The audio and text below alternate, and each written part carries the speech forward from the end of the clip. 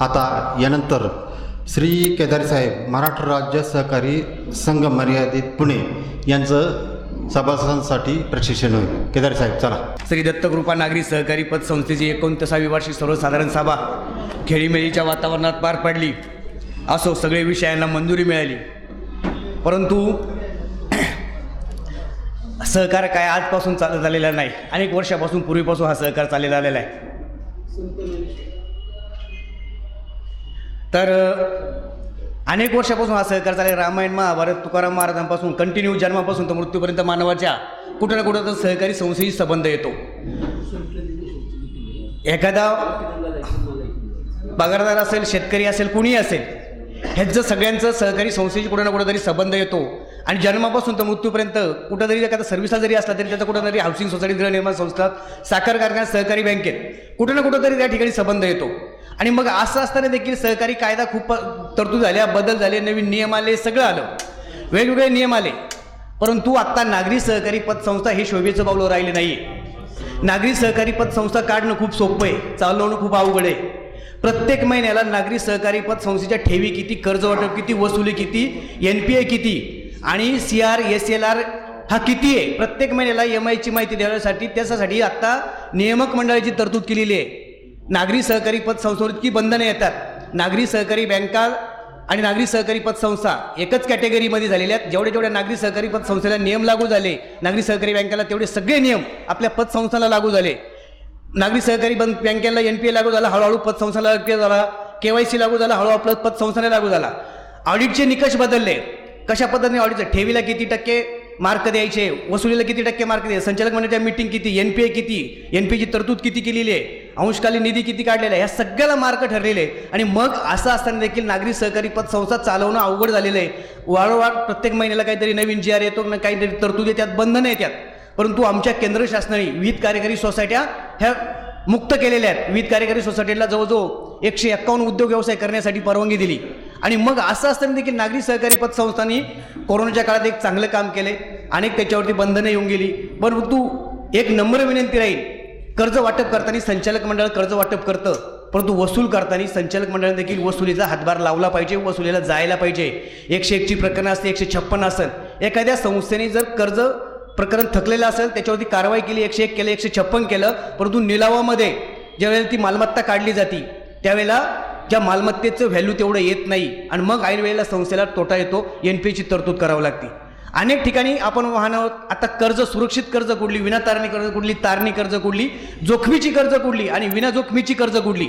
जी विना जोखमीची कर्ज तिचे जास्त वाटप झालं पाहिजे, ठेवीच्या प्रमाणात कर्ज वाटप झालं पाहिजे. आता नियामक मंडळ आलेले, नियामक मंडळ सांगतं ठेवी किती आहेत त्याच्या प्रमाणात कर्ज वाटप करा. मार्केटमध्ये कर्ज मागणारे खूप आहेत, ठेवी ठेवणारे खूप आहेत. कोणाची ठेव घेऊन उपयोग नाही किंवा कोणालाही कर्ज वाटप उपयोग नाही. एखादं कर्ज वाटप केलं, संचालक मंडळाला एखादा कर्जदार येतो, सांगतो मला अडचण आहे, मला कर्ज मंजूर करा, व्हॅल्युएशन 2 दिवसांनी 3 दिवसांनी देतो, पाठवून देतो, नंतर देतो, आणि मग ते कर्ज प्रकरण आपण सोडतो. परंतु त्याचं व्हॅल्युएशन वेळेत येत नाही किंवा एखादं कागदपत्र अपूर्ण राहतं, त्याची गरज आपण भागवतो आणि नंतर ते कर्ज वसूल थकलं का वसूल करायला एखादं कागदपत्र अपूर्ण असेल ते कर्ज वसूल होत नाही. अशी अनेक प्रकरणं आपल्याकडे असतील का त्याच्या कुठेतरी कागदपत्र अपूर्ण असल्यामुळे ते कर्ज वसूल होत नाही. 101 करा, 156 करा. म्हणून किती माणूस जवळचा असू द्या, नातेवाईक असू द्या, कोणी असू द्या, कर्ज वाटप करताना त्याचं कारण आणि तारण योग्य असलं पाहिजे. कुठल्या कारणासाठी त्यांनी कर्ज मागितलं, व्यवसायासाठी मागितले ना, व्यवसायासाठी त्याचा उपयोग झाला पाहिजे. नाही तर व्यवसायासाठी कर्ज घ्यायचं आणि कुठंतरी मुलामुलीचं लग्न किंवा एखादी 2 व्हीलर 4 व्हीलर घेण्यासाठी किंवा दुसऱ्या ठिकाणी खर्च करायचा, अशी कर्ज वसूल होत नाही. म्हणून संचालक मंडळाने देखील वाटप करताना ते कारण योग्य पाहिजे आणि त्याचं तारण देखील योग्य पाहिजे. भुदरगड नागरी सहकारी पतसंस्थेने जुन्या वाहनांवरती कर्ज दिलं. भुदरगड 35 शाखा होत्या, 700-750 कर्मचारी होते. पाहण्यासाठी लोक जायची नाशिक, पुणे, मुंबईवरून. आणि अशा वेळेला जुन्या वाहनावरती कर्ज दिलं. जुन्या वाहनांचं कर्ज व्हॅल्युएशन कमी निघालं आणि कमी निघाल्यानंतर 90% 80% कर्ज वाटप केलं. त्याला माहिती होतं वाहन काही दिवसांनी विकाय काढले. आज जर 10 लाखाचं वाहनाला जर आपण कर्ज दिलं, उद्या जर 8 दिवसांनी ते मार्केटमध्ये आणलं तर त्या वाहनाची व्हॅल्युएशन तेवढं निघत नाही. आणि मग कर्जदाराने हप्ते थकवले, जप्तीला गेले, वाहनं जप्त केली, त्याचा निलाव केला. 40,000चं वाहन 30,000ला 25,000 जाऊ लागलं आणि मग कर्ज वसूल झालं नाही. आणि मग अशा वेळेला काय केलं, शेवटला मॅनेजरनी स्वतः डोक्यात गोळी घालून आत्महत्या केली. आज भुदरगड नागरी पतसंस्था बंद पडली. अशा अनेक पतसंस्था मार्केटमध्ये आल्यात. या ठिकाणी ठराविक लोकांना गोळा करतात, ठराविक पुढाऱ्यांना गोळा करतायत आणि त्यांना पालक संचालक करतायत. पालक संचालक करून ते अनेक ठिकाणच्या ठेवी गोळा करतायत. ठेवी गोळा करून आज सगळ्या ठेवी ट्रान्सफर झाल्यानंतर आता रायसोनी पतसंस्था आहे, BHR एक पतसंस्था आली, भाईचे हिराचंद रायसोनी, आपल्या इथं आली का नाही माहीत, परंतु तुम्ही संस्थेत गेल्यानंतर ताबडतोब टाय बूट सूट घातलेल्या त्या मुली असतात, मुलगा असतात, ताबडतोब येणार, तुम्हाला काय थंड हवं आहे, काय स्प्राईट मिरिंडा चहा कॉफी देतात. त्यांना वाटतं, तुम्हाला वाटतं खूप चांगल्या पतसंस्था आहेत. आणि मग आमचे जुने रिटायर्ड शिक्षक काही ज्यांना 45-50 लाख हजार रुपये पेन्शन होती, अशी जुने कस्टमर त्यांनी शोधले, त्यांनी ते ठेवी ठेवल्या, संस्था बंद झाली 8 दिवसामध्ये, गेल्या ठेवी बुडाल्या, सगळं बुडालं. आणि म्हणून अशा पतसंस्था आज येतात. एखादी पतसंस्था चुकीचं काम करते, पण सगळ्या पतसंस्थांना त्याचा परिणाम भोगावा लागतो. म्हणून देखील आज मार्केटमध्ये कितीतरी पतसंस्था आहेत, तापी असेल, भुदरगड असेल, चंद्रकांतधारी बडे असेल, BHR असेल, ह्या पतसंस्था येतात, मार्केट गोळा करतात, पैसा गोळा करतात, सभासदांना बोलतात. परंतु एक विनंती राहील की ही संस्था माझी, या संस्थेत ठेवी ठेवा, ह्या संस्थेत कर्ज पुरवठा करा, अशा पद्धतीने जाणीव सभासदांना झाली पाहिजे. 1% जर कर्ज ठेवी ठेवल्या, आज लोकसेवा बँक बुडाली, अनेक आळेफाटा, नारायणगाव, मनसरमधल्या अनेक पतसंस्थांचा पैसा गुंतला. आणि मग अशा वेळेला NPची तरतूद करावं लागते. NPची तर आता प्रशासकीय खर्च हा 2% सांगितला आहे, 2%पेक्षा जास्त प्रशासकीय खर्च नाही पाहिजे, 5%पेक्षा थकबाकी झाली नाही पाहिजे. आपल्या संस्थेची थकबाकी साहेब यावेळेला अहवालात टाकलं नाही, की विनंती राहील निवड साहेबांना, संचालक मंडळाला, कर्जवाटप आपण कर्जवाटप करताना वसुलीला देखील आपलं हातभार लागला पाहिजे. संचालक मंडळाचा आत्ता यापुढं हा लग्नपत्रिकेवरती किंवा कुठं नारळ घेण्यासाठी आत्ता ही राहिले नाही, हा काटेरी मुकुट आहे. पतसंस्थेचं संचालक होणं म्हणजे हा काटेरी मुकुट आहे. पतसंस्था चालवणं एवढं अवघड झालं आहे. गल्लोगल्ली मार्केटमध्ये वेगवेगळ्या खाजगी बँका आल्यात, पेमेंट बँका आल्यात, 5 मिनिटात कर्ज पुरवठा करतात, ताबडतोब कर्ज देतात. 1% जर व्याज जर जास्त मिळालं ठेवीवरती तर लोक तिकडे जातात. आणि या ठिकाणी सभासदांनी ठेवी ठेवल्यात, हे कशाच्या वेळेला माहिती आहे का, ह्या आपल्या विश्वासावर ठेवल्यात. या ठिकाणी चेअरमन कोण आहे, संचालक कोण आहे, कर्मचारी कोण आहे, म्हणून या पुढे पतसंस्था चालवणं खूप अवघड आहे. अनेक बाहेरच्या पण पतसंस्था या ठिकाणी येऊन गेल्यात. मग पतसंस्था चालवायची असेल तर काटेकोरपणे डोळ्यात तेल घालून प्रत्येक महिन्याला खातं, आता तुमची माहिती मागवतोय, वसुलीची माहिती मागवतोय, ठेवीची माहिती मागवतोय, कर्ज वाटप NPची माहिती मागवतोय.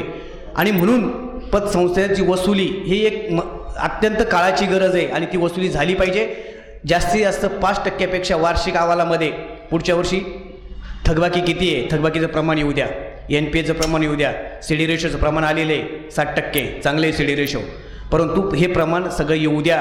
आणि चांगल्या पद्धतीनं ह्या विश्वासावरती सभासदांनी ज्या ठेवी ठेवल्यात त्या विश्वासाला पात्र राहून आपण ही संस्था चालवतोय. भविष्यात या संस्थेची वाढ मोठी होऊ, परंतु थकबाकीचं प्रमाण हे वाढलं नाही पाहिजे. थकबाकी ही वसूल झालीच पाहिजे. किती जवळचा नातेवाईक असू द्या, काही असू द्या. आता आपल्या तालुक्याला सूर्यवंशी साहेब आलेले आहेत. आता आम्ही अनेक ठिकाणी मागणी केली, 2 महिन्यामध्ये तुम्हाला 101चे दाखले मिळतील, हेरिंग निघतील, आणि 2 हेरिंगमध्ये तुम्हाला 101चा दाखला दिला जाईल. 2 हेरिंग झाले का 101चा दाखला घेऊन लगेच तुम्ही वसुली करू शकता. म्हणजे वसुलीचं स्पीड जास्त वाढवा. नियामक मंडळ प्रत्येक महिन्याला ह्या आढावा घेते आणि त्याच्यावरती आपल्या पतसंस्था कशा चालल्यात, काय चालल्यात याचा आढावा हा जातोय. असो, जास्त वेळ नाही घेता, तुमच्या सगळ्यांची सभा पार पडली. बोलण्यासारखं खूप आहे, 1 तास लागेल, अर्धा तास लागेल, जास्त वेळ आपला घेणार नाही. अनेक मान्यवरांना पुढं मीटिंग आहेत, त्यांना पण जायचे. या ठिकाणी सभापती साहेब सुद्धा आलेले आहेत, त्यांना पण अजून बोलायचे. माझ्यानंतर माझ्यापेक्षा सगळे ज्येष्ठ आणि श्रेष्ठ या ठिकाणी सहकारात काम केलेली लोक आहेत. परंतु संस्था चालवा, एक आत्मनिर्भरपणे ह्या संस्था चालल्या पाहिजेत. पैसा तुमचा, मालक तुम्ही, सगळं तुम्ही. खात्याचं फक्त नियंत्रण राहिली या संस्थांवरती. आमच्या विविध कार्यकारी सोसायट्या मुक्त केल्यात, तशा नागरिक पतसंस्था मुक्त केल्या नाही केंद्र शासनाने, त्यांच्यावर अजून बंधनं टाकलेली आहेत. आणि म्हणून या ठिकाणी पतसंस्था चालवा, व्यवस्थित चालली पाहिजे, तिचं लक्ष घालून झालं, वसुली झाली पाहिजे आणि कुठल्या प्रकारची अडचण न येता ह्या संस्था चालवा हीच विनंती करतो. संस्थेची प्रगती जास्तीत जास्त चांगल्या पद्धतीने प्रगती हो, ठेवी वाढो, कर्ज वाढो, कर्जाचं वितरण चांगल्या पद्धतीने हो आणि वसुली देखील चांगल्या पद्धतीने हो, हीच सदिच्छा व्यक्त करतो आणि या ठिकाणी थांबतो. जय हिंद, जय महाराष्ट्र, जय सहकार.